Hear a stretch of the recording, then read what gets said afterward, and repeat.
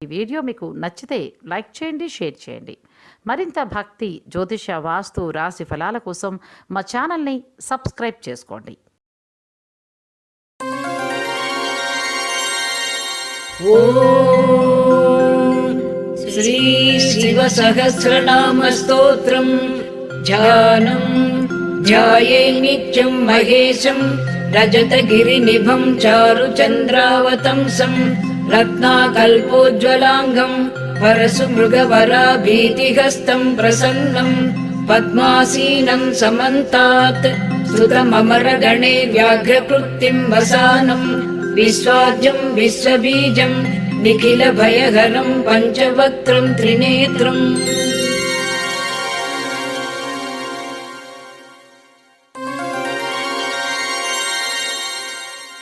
ఓం శిరస్థాణు ప్రభుర్భీమః ప్రవరో వరదో వరః సర్వాత్మా సర్వవిఖ్యాతః సర్వః సర్వకరో భవః జటీ చర్మీ శిఖండీ చ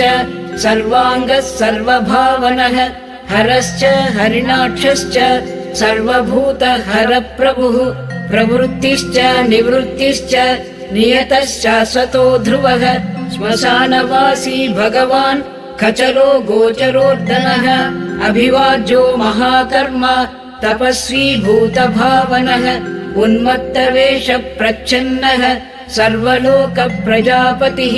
మహారూపో మహాకాయో వృషరూపో మహాయశాః మహాత్మా సర్వభూతాత్మా విశ్వరూపో మహాహనుః లోకపాలోऽन्तर्हितात्मा ప్రసాదో హయగర్దభిః పవిత్రం చ మహాశ్చైవ నియమో నియమాశ్రితః సర్వకర్మా స్వయంభూతః ఆదిరాదికరో నిధిః సహస్రాక్షో విశాలాక్షః సోమో నక్షత్రసాధకః చంద్రః సూర్యశ్చ నికేతుర్గ్రహో గ్రహపతిర్వరః అత్రిరత్యా నమస్కర్త మృగబాణార్పణో నగః మహాతపా ఘోరతపాః అదీనో దీనసాధకః సంవత్సరకరో మంత్రః ప్రమాణం పరమం తపః యోగీ యోజ్జో మహాబీజో మహారేతా మహాబలః సువర్ణరేతా సర్వజ్ఞః సుబీజో బీజవాహనః దశబాహుస్త్వనిమిషో నీలకంఠ ఉమాపతిః విశ్వరూప స్వయం శ్రేష్టో బలవీరో బలో గణః గణకర్తా గణపతి దిగ్వాసాః కామయేవ చ మంత్రవిత్ పరమో మంత్రః సర్వభావకరో హరః కమండలుధరో ధన్వీ బాణహస్త కపాలవాన్ అసనీ శతఘ్నీ ఖడ్గీ పట్టిసీ చాయుధీ మహాన్ శృవహస్తః సురూపశ్చ తేజస్తేజస్కరో నిధిః ఉష్ణీషీ చ సువక్రశ్చ ఉదగ్రో వినతస్తథా దీర్ఘశ్చ హరికేశశ్చ సుతీర్థ కృష్ణ ఏవ చ శృగాలరూపः సిద్ధార్థో ముండః సర్వశుభంకరః అజశ్చ బహురూపశ్చ గంధధారీ కపర్జపి ఊర్ధ్వరేతా ఊర్ధ్వలింగః ఊర్ధ్వశాయీ నభస్థలః త్రిజటీ చీరవాసాశ్చ రుద్రసేనాపతిర్విభుః అహశ్చరో నక్తంచరస్తిగ్మమన్యుః సువర్చసః గజః దైత్యః కాలో లోకధాతా గుణాకరః సింహశార్దూలరూపశ్చ ఆర్ద్రచర్మాంబరావృతః కాలయోగీ మహానాదః సర్వకామశ్చతుష్పదః నిశాచర ప్రేతచారీ భూతచారీ మహేశ్వరః బహుభూతో బహుధరః స్వర్భానురవితో గతిః నృత్యప్రియో నిత్యనర్తో నర్తకः సర్వలాలసః ఘోరో మహాతపాపాసః నిత్యో గిరినిభో నభః సహస్రహస్తో విజయో వ్యవసాయో హ్యతేంద్రితః అధర్షణో దర్శనాత్మా యజ్ఞః కామనాశకः దక్షయాగాపహారీ చ సుషమో మధ్యమస్తథా తేజోపహారీ బలః ముదితోర్థో జితో వరః గంభీరఘోషో గంభీరో గంభీర బలవాహనః న్యగ్రోధరూపో న్యగ్రోధో वृक्षकर्णस्थितिर्विभुः सुतीक्ष्णदशनश्चैव महाकायो महाननः विश्वक्सेनो हरिव्यज्ञः संयुगापीडवाहनः तीक्ष्णतापश्च हर्यश्वः सहायः कर्मकालवित् विष्णुप्रसादितो यज्ञः समुद्रो वडवामुखः हुतासनः सहायश्च प्रशान्तात्मा हुतासनः उग्रतेजा महातेजा जन्यो विजयकालवित् ज्योतिषामयनं सिद्धिः सर्वविग्रह एव च शिखी मुण्डी जटी ज्वाली मूर्तिजो मूर्धगोबली वेणवी पणवीताली खलीकालकटङ्कटः नक्षत्रविग्रहमतिः गुणबुद्धिर्लयोगमः प्रजापतिर्विश्वबाहुः विभागः सर्वगोमुखः विमोचनः सुसरणो हिरण्यकवचोद्भवः मेढ्रजो वलचारी च महीचारी सुतस्तथा सर्वतूर्यनिनादी च सर्वातोज्य परिग्रहः व्यालरूपो गुहावासी गुहोमाली तरङ्गवित् त्रिदशस्त्रिकालधृक्कर्म सर्वबन्धविमोचनः बन्धनः स्वसुरेन्द्राणाम् युधिशत्रुविनाशनः साङ्ख्यप्रसादो दुर्वासा सर्वसाधुनिषेवितः प्रस्कन्दनो विभागज्ञः अतुल्यो यज्ञभागवित्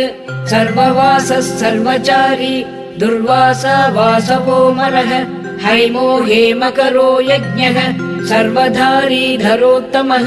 लोहिताक्षो महाक्षश्च विजयाक्षो विशारदः सङ्ग्रहो निग्रहः कर्ता सर्पचीरनिवासनः मुख्यो मुख्यश्च देहश्च काहलिः सर्वकामदः सर्वकालप्रसादश्च सुबलो बलरूपधृत् सर्वकामवरश्चैव सर्वदः सर्वतोमुखः आकाशनिर्विरूपश्च निपाती ह्यवसक्खगः रौद्ररूपोऽंसुरादित्यो बहुरश्मिः सुवर्चसी वसुवेगो महावेगो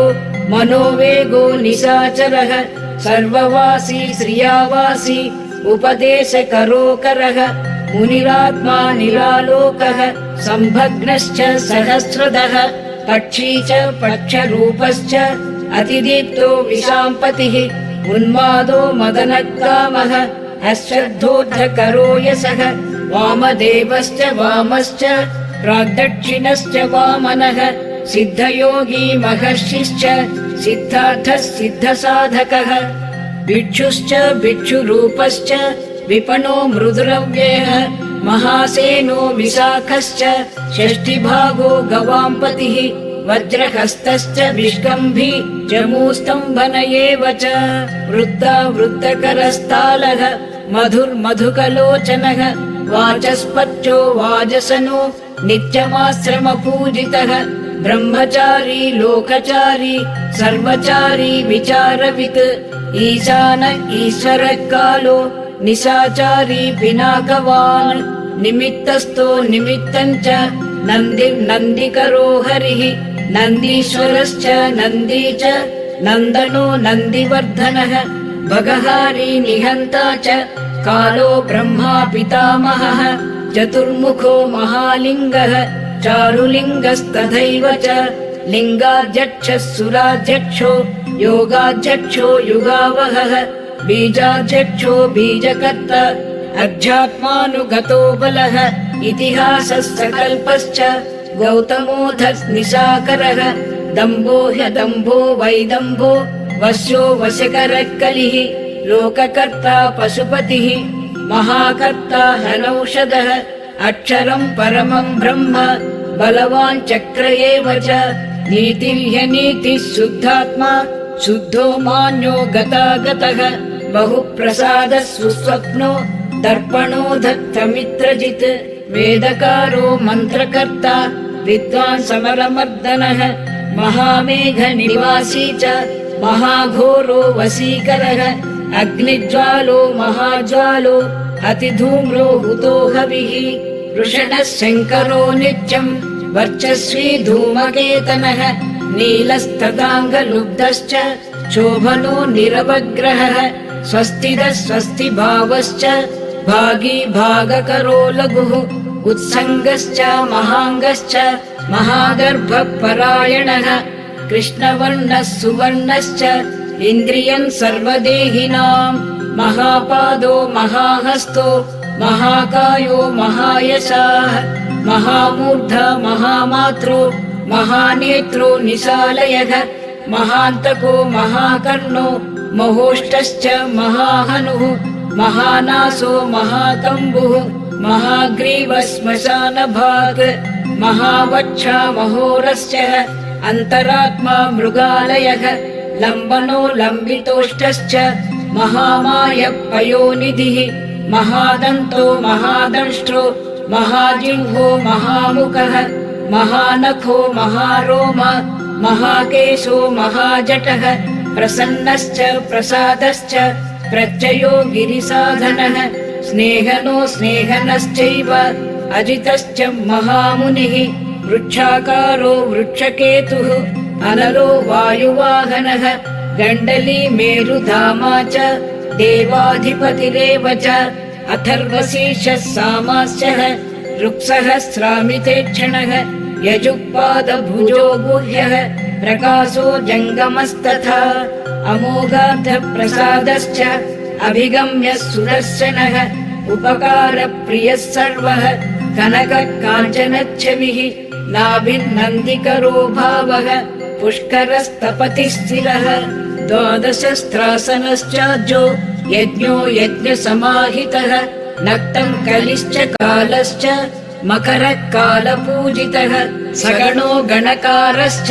भूतवाहनसारथिः भस्मसयो भस्मगोप्ता भस्मभूतस्तरुर्गणः लोकपालस्तथा लोको महात्मा सर्वपूजितः शुक्लश्री शुक्लसम्पन्नः शुचिर्भूतनिषेवितः आश्रमस्थः क्रियावस्तो विश्वकर्म मतिर्वरः विशालशाखस्ताम्रोष्टः अम्बुजालः सुनिश्चलः कपिलः कपिशः शुक्लः आयुश्चैव परोपरः गन्धर्व्यो हदितिस्ताक्षः सुविज्ञेयः सुशारदः परस्वधायुधो देवः अनुकारी सुबान्धवः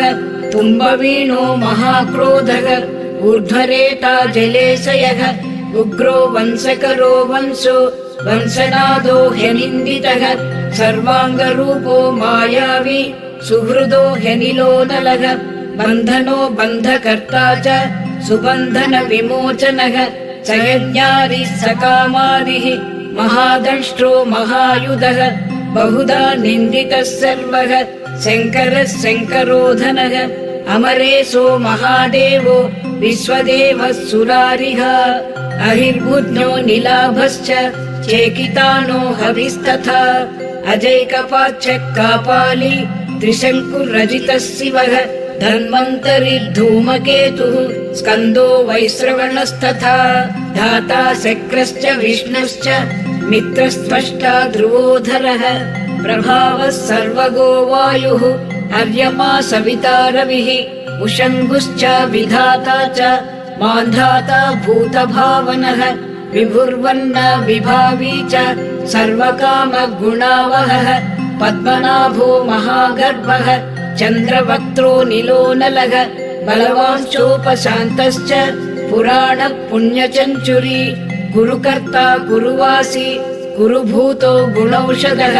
सर्वाशयो दर्भचारी सर्वेषां प्राणिनां पतिः देवदेवः सुखासक्तः सदसत्सर्वरत्नवित् कैलासगिरिवासी च हिमवद्गिरिसंश्रयः कूलहारी कूलकर्ता बहुविद्यो बहुप्रदः वणिजो वर्धकी वृक्षो वकुलश्चन्दनश्चदः सारग्रीवो महाजत्रुः अलोलश्च महोषधः सिद्धार्थकारी सिद्धार्थः चन्द्रो व्याकरणोत्तरः सिंहनाथः सिंहदंष्ट्रः सिंहः सिंहवाहनः प्रभावात्मा जगत्कालः तारो लोकहितस्तरुः सारङ्गो नवचक्राङ्गः केतुमाली सभावनः भूतालयो भूतपतिः अहोरात्रमनिन्दितः वाहिता सर्वभूतानां निलयश्च विभुर्भवः अमोघः संयतो ह्यस्यो भोजन प्राणधारणः धृतिमान् मतिमान् दक्षः सत्कृतश्च युगाधिपः गोपालिर्गोपतिर्ग्रामो गोचर्म वसनो हरिः हिरण्यबाहुश्च तथा गुहापालप्रवेशिनां प्रकृष्टारी महाहर्षो जितकामो जितेन्द्रियः गान्धारश्च सुवासश्च तपःसक्तो रतिर्नरः महागीतो महानृत्यो अप्सरो गणसेवितः महाकेतुर्महाधातुः नैकसानुश्चरश्चलः आवेदनीय आदेशः सर्वगन्धः सुखावहः तोरणस्तारणो वातः परिधिपतिकेचरः संयोगो वर्तनो वृद्धो अतिवृद्धो गुणाधिकः निज आत्मा सहायश्च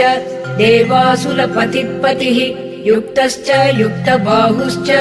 देवो दिवि सुपर्वणः आषाढश्च सुषाढश्च ध्रुवोध हरिणोहरः वपुरा वर्तमानेभ्यो वसुश्रेष्ठो महापतः शिरोहारी विमर्शश्च सर्वलक्षणलक्षितः अक्षश्च रथयोगी च सर्वयोगी महाबलः समाम्नायो समाम्नायः स्थितदेवो महारथः निर्जीवो जीवनो मन्त्रः सुभाक्षो बहुकर्कशः रत्नप्रभूतो रत्नाङ्गो महार्णवनिपानवित् मूलं विशालो ह्यमृतो व्यक्ताव्यक्तस्तपोनिधिः आरोहणोऽधिरोहश्च शीलधारी महायशाः सेनाकल्पो महाकल्पो योगो युगकरो हरिः युगरूपो महारूपो महानागहनोवधः न्यायनिर्वपणपादः पण्डितो ह्यचलोपमः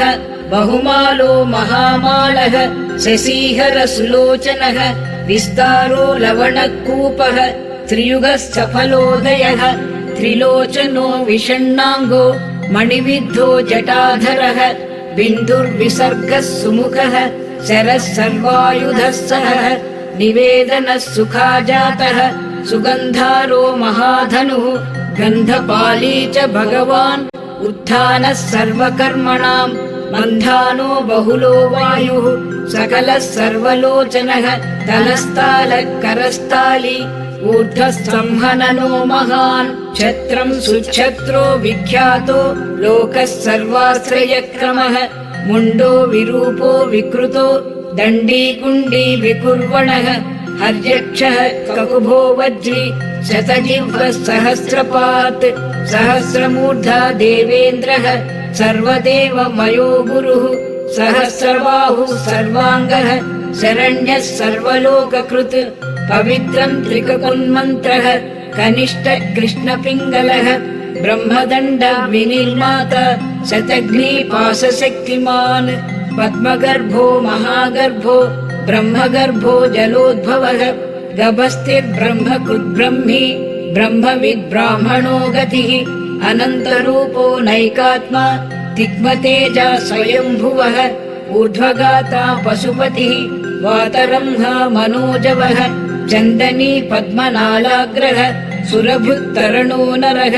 कर्णिकारं महास्रग्वी नीलमौलिः पिनाकधृत् उमापतिरुमाकान्तो जाह्नवीधृत् उमाधवः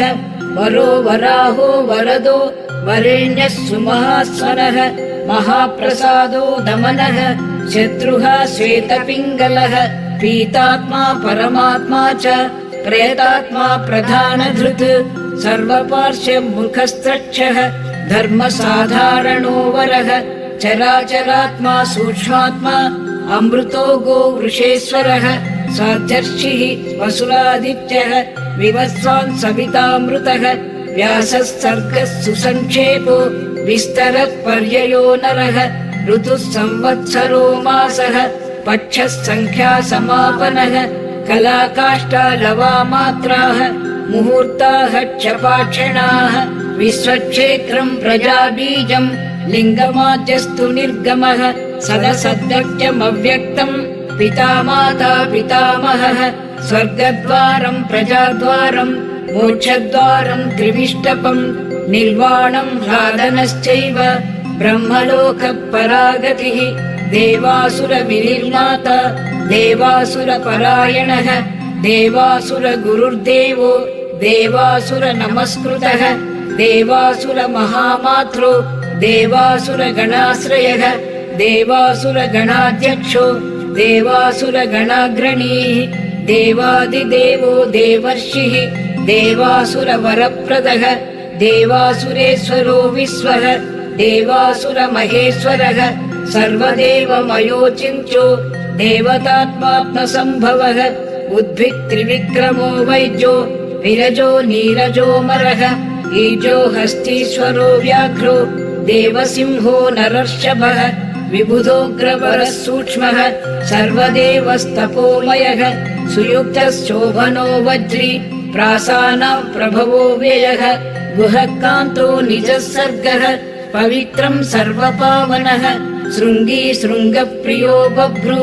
राजराजो निरामयः अभिरामः सुरगणो विरामः सर्वसाधनः ललाटाक्षो विश्वदेवो हरिणो ब्रह्मवर्चसः स्थावराणां पतिश्चैव नियमेन्द्रियवर्धनः सिद्धार्थः सिद्धभूतार्थो अचिन्त्यः सत्यव्रतः शुचिः व्रताधिपः परं ब्रह्म भक्तानां परमागतिः विमुक्तो मुक्ततेजाश्च श्रीमान् श्रीवर्धनो जगत् विमुक्तो मुक्ततेजाश्च श्रीमान् श्रीवर्धनो जगत् विमुक्तो मुक्ततेजाश्च श्रीमान् श्रीवर्धनो जगत् इति श्रीमन्महाभारते अनुशासनपर्वणि दानधर्मपर्वणि महादेव सहस्रनामस्तोत्रं सम्पूर्णम्।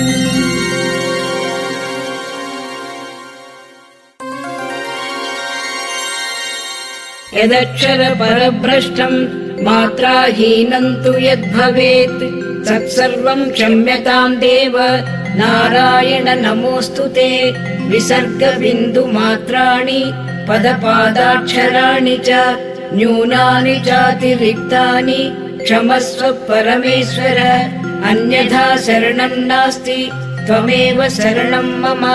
तस्मात् कारुण्यभावेन रक्ष रक्ष महेश्वर।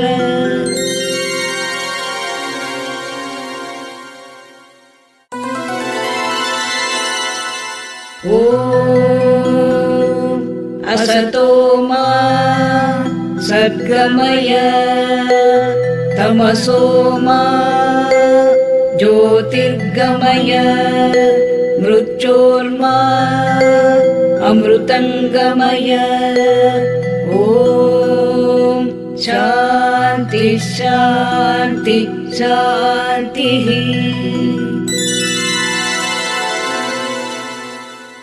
వీడియో చూసినందుకు ధన్యవాదములు। ఈ వీడియో మీకు నచ్చినట్లయితే లైక్ బటన్ క్లిక్ చేయండి। మరిన్ని వీడియోలు పొందాలంటే దయచేసి సబ్స్క్రైబ్ చేయండి। మీ సూచనలు సలహాలు తప్పక తెలియచేయండి।